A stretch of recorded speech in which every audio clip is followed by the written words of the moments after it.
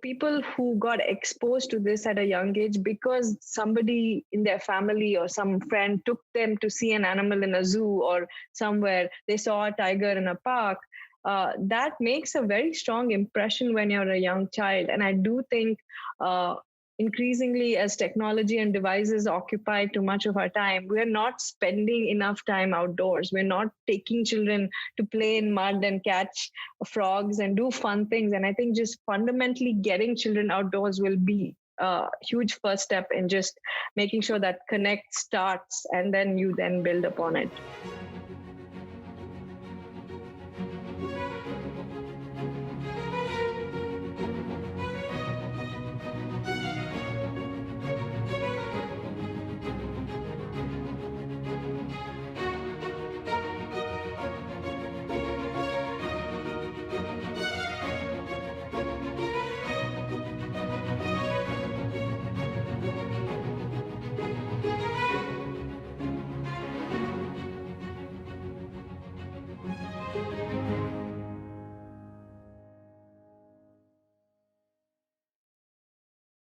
Welcome to the 5th episode of the Anahita Speaker Series. This Carnegie India initiative aims to inspire young professionals by curating stunning stories of empowerment, struggle, and success from women professionals in different fields from across the globe. I'm Shivangi Tyagi, a research analyst in the Political Economy program at Carnegie India. Our guest speaker today is Dr. Krithi Karanth. Dr. Karanth is Chief Conservation Scientist and Director at the Center for Wildlife Studies, adjunct faculty at Duke and National Center for Biological Sciences. Her research in India and Asia spans 24 years, encompassing many issues in human dimensions of wildlife conservation. Dr. Karanth has received 45 plus awards and fellowships, including the Wild Innovator Award and Eisenhower Fellowship. She is National Geographic Society's 10,000 grantee and 2012 Emerging Explorer.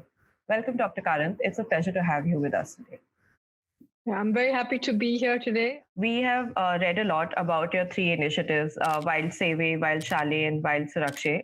They seem to represent a way of looking at conservation that not only looks at wildlife, but also takes into account the human reality of living around wildlife. Could you tell us a bit more about what led you to this approach, your journey, and the challenges you faced? So I started my scientist as a career and then grew into becoming a conservationist, storyteller, and educator. I spent about 10 years looking at human-wildlife conflict from a research perspective. We did studies across India, going to over 3,000 villages, talking to people about what is a conflict what kinds of conflict do they face? Whether is it crop loss? Is it property damage? Is it their livestock being killed by tigers and leopards? And sometimes we even found incidents of people being killed or injured with confrontations with animals. What was very clear is that it was very widespread. It's very common in India. Official government reporting of this is about 80 to 100,000 incidents for the entire country, which is higher than any part of the world. But fortunately, we also have a ex gratia compensation system in place that the government has set up in different states. We found that states deal with it differently. Some states are very proactive. They process claims very efficiently, and people get a large part of their loss covered. Other states have very, very poor policies and almost no action taken when this happens.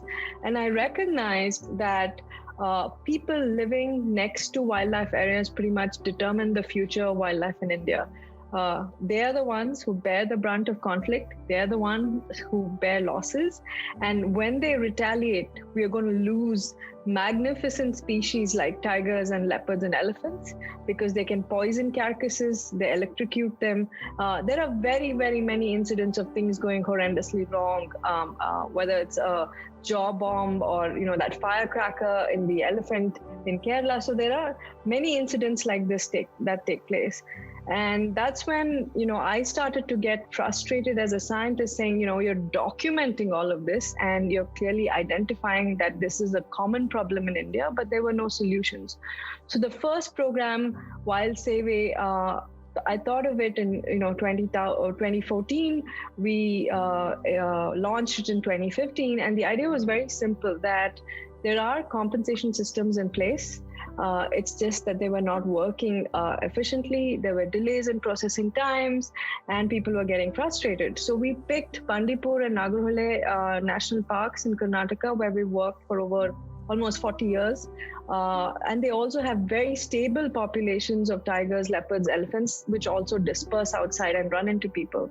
Over the last 7 years, we've assisted almost 20,000 claims being filed. And what we do basically is we've circulated a toll-free number to over 600 villages and settlements surrounding these two parks.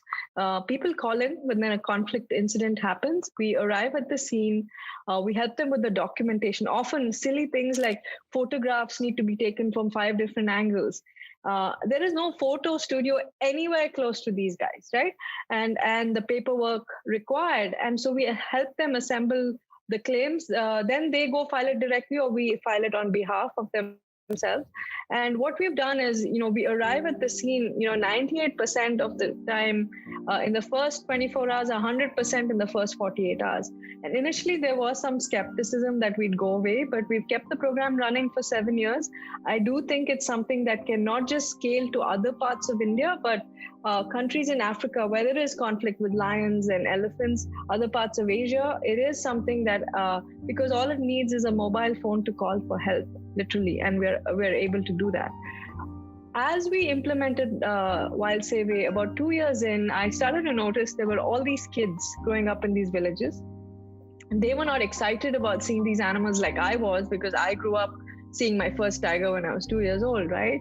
Or they had very strange misconceptions about these animals as well. And we realized that we really need to kind of nurture the next generation of kids growing up next to wildlife to be interested, to understand and build empathy, and which then could lead to tolerance for loss, right? So we started Wild Shaale, which is a conservation education program. It focuses on creating knowledge and awareness about wildlife and wild places. It gets children interested, how are you similar to a tiger, how are you different from an elephant. And we do this through super fun ways. We have games, we have storytelling, we have art projects. So it's not a teacher standing in front of a classroom and delivering boring content that kids fall asleep to. And prior to the pandemic, in about a year and a half, we went to more than 400 schools in Karnataka and Maharashtra and worked with more than 21,000 children. Now, because of the pandemic, we've had to slow down and obviously couldn't implement the program till recently, and we've just restarted the program. We're very excited because we're rebuilding the curriculum, expanding it to 10 modules instead of the current 4. And our very ambitious plan is over the next 5 years, get to 5,000 schools in the Western Ghats, which are Maharashtra, Goa, Kerala, Karnataka, and Tamil Nadu. And so then, Shaale kind of taught us how to engage people better. How do you create content that people are interested in? And the learnings from Seve and Shaale kind of led to Surakshe, because the idea with Surakshe was it's not just kids who don't know what to do when there's a conflict incident, it's also grown-ups in a community. So we designed Surakshe to get out to Gram Panchayats, forest department workers, health workers, to educate them about, why does conflict happen? What are the safety do's and don'ts in a conflict situation, and how to administer basic first aid if somebody's injured. Then the pandemic hit India, and we realized that human-wildlife interactions are not just limited to conflict, but there's disease transmission. So other than COVID-19, we found 5 other zoonotic diseases in India, and so extended the program to include diseases. So now we've completed the work around 30 parks in Goa and Karnataka, and this year we'll be finishing the work in Maharashtra, Tamil Nadu, and Kerala. And the idea is simple: enable frontline community health workers, forest workers, and community organizations with basic information so they are able to cope, are aware of the dangers and how to solve them locally without things getting out of hand. Thank you. That's a very interesting and I think effective way of looking at conservation. Do you think the way conservation has been approached traditionally falls short in any way? And if it does, then what should we do to remediate? Like, how can the people be sensitized towards it?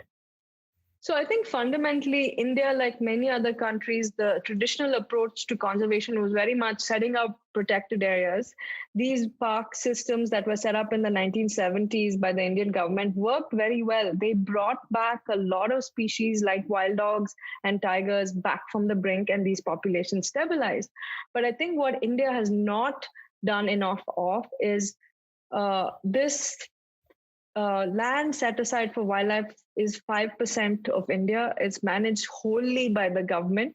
And if you look at conservation today in other parts of the world, particularly in Africa and South America, there are community led parks, there are private parks, there are private public partnerships. And I think we really need to push the envelope on that, because there have to be multiple ways of one, setting aside land for wildlife and protecting wildlife. And that 5% is only going to grow if you kind of build other ways of doing conservation in a country as diverse and complex as India. Thank you, Dr. Karanth. That's a very interesting approach towards conservation. You spoke about sensitizing children. Could you tell us more about sensitization of older children? In other forums, you've spoken about how many people volunteer for your projects. How do you work towards spreading awareness about conservation amongst young people? I think one thing a lot of people have asked us are, why are you just focusing on the kids next to parks? Because to me, they are sort of the frontline community leaders who will affect the fate of wildlife in India. But urban kids, just like mine and other people's, also need this exposure. And we are looking at ways to kind of get children in urban areas engaged, right? You don't have to go to a wildlife park to see an animal. You could go to a park near your house. You could go to a garden. You could go to a zoo. There are many other ways to observe animals and engage, right? And I think one key difference is that for people who got exposed to this at a young age because somebody in their family or some friend took them to see an animal in a zoo or somewhere, they saw a tiger in a park, that makes a very strong impression when you're a young child. And I do think increasingly, as technology and devices occupy too much of our time, we're not spending enough time outdoors. We're not taking children to play in mud and catch frogs and do fun things. And I think just fundamentally getting children outdoors will be a huge first step in just making sure that connect starts, and then you then build upon it. So I have two daughters, and I think Kea was 4 when she saw her leopard, and Ayla was 3 when she saw her first tiger. And for me, it's as simple as just spending time with them and taking them to see animals, right? We don't do that enough. Yeah, even now, the fraction of time my children spend in the jungles with me is nothing compared to how much my dad took me, right? And I think it just needs concerted effort to give them the exposure. I don't expect or want either of them to turn into wildlife scientists or conservationists, but I do believe that a fundamental understanding of why the planet is important, why we need to learn to share it with non-humans is something everybody should have. And if they can walk away with that, I will feel very happy. I do agree, Dr. Karanth. We do seem to be spending a lot more time online. Coming back to you, who were your mentors? You've spoken about your hesitation towards becoming a conservationist in some other forums. How did you overcome this? For me, I was very lucky because both my parents were scientists and PhDs. And so I grew up in a house, even though I was a girl and I was an only child, unfettered freedom, no pressure to really be the topper in my class. And I had a very fun childhood because my dad took me out to a lot of parks and I watched animals for the first 17 years. But I also got to see how dedicated and passionate both my parents were to their respective professions. And that left a very strong impression on me. But I was also very lucky, when I went to do my undergraduate degree at the University of Florida, Dr. Mike Binford, and then when I was doing my PhD, Dr. Norm Christensen, Dr. Stuart Pym, I had very, very good advisors. They encouraged me, they challenged me, and I have these relationships even 10 years, 20 years after going to those universities, right? And I think you can build a set of mentors through life, and it shouldn't stop at the end of your education. And so I'm constantly looking for new people, and I have found today, I would say, CWS has an incredible advisory council. Narayan Ramachandran, Vikram Vaidyanathan, Irina Vittal, and Shreyas Jayasimha are not wildlife scientists or conservationists, but they are there. They listen, they criticize, they challenge, and I think the key is to surround yourself with people smarter than you. And if you can continue to do that, you will grow. Thank you. Also, you have been the Nat Geo Emerging Explorer. You have been the first Indian woman to win the Wild Innovator Award. You have the Eisenhower Fellowship. This is a slightly personal question about the challenges you have faced as a woman, doing so much, being on the field, while also having a family. How could you tell us about how you have managed to have it all, sort of? I wouldn't say I have it all. I think I've been incredibly lucky being supported first by my wonderful parents, and now my husband Avinash and my extended family, both my in-laws, and they've all helped raise my children today, right?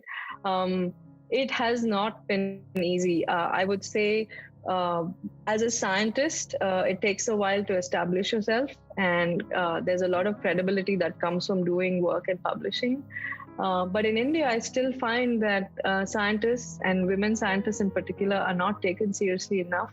And in my case, I've been doing this for 24 years, and yet when I walk into a professional setting in the government sector, there's always dismissal and disdain. Whereas if you do it in the public sector, there's a lot of appreciation. So there's clearly a disconnect there. As a mom, it's been interesting because I have a 15-year-old and a 6-year-old, and both my daughters. And in some sense, I ended up bookending my career because I had my older daughter during my PhD, which was crazy when I think about it now. Everybody is like, how could you have a child and finish a PhD in 4 years? And I pushed so hard. And if I had to do it over, I wouldn't do it in 4 years. I would take another year and a half to enjoy my baby and do the PhD. And then there was a long gap between the two of them. And that really allowed me to become my own person and build my career. And when my second daughter came along, I had a huge set of people supporting me in India so I could do this. So I think certain key decisions as to who you marry, and having honest, hard conversations about parenting and responsibilities are critical to women succeeding today. And I think that's been a big reason why I am where I am. It doesn't end. There continue to be challenges, and I'm hoping more and more women break these barriers. Do you think things have improved in India in terms of more women getting into science? Specifically, absolutely. I think my dad's generation 30-40 years ago, it was probably 99% men pursuing a career in wildlife. Today, if you look at master's programs, PhD programs, in fact, you might even find more women enrolling in these programs. So I think there are many young women who are getting into this. I think what the tipping point comes, of course, if you choose to have a child and you have enough support then, and that's when people either drop off or stay on. And I think that's where we really need to focus efforts to make sure women have the kind of support they need. Do you think the atmosphere around conservation and how future generations are sensitized to it is different abroad as compared to India? Do you think the culture is different in any way, good or bad? I don't really. I actually think that the divide is between urban and rural rather than the east and the west. I find people growing up in big cities have completely disconnected from nature, and often just romanticize how cool it is to see a tiger, and I don't really realize the cost of living close to a tiger. I think rural Indians or rural people anywhere else have a much more understanding of how complex this is, and so I think it's a rural urban divide more than anything else. Which states in India have you worked with extensively? Like you had mentioned I that. have worked in Rajasthan, Madhya Pradesh, Andhra Pradesh, Telangana, but now our work focuses on the Western Ghats. So it's Maharashtra to Kerala. It's these 5 states primarily. So, do you think there is a cultural difference in terms of, you said that uh, the attitude varies across states and the way governments function across states? Do you think it's uh, I mean, what do you think that can be attributed to? So one of my PhD questions was actually broadly classifying in India into 3 buckets of very tolerant people, mid levels of tolerance and less tolerance. And what it is true that, if you go to parts of Gujarat, Rajasthan, certain parts of MP, there's a much higher level tolerance. You could see this by, the nilgai will be grazing in someone's field and nobody cares, right?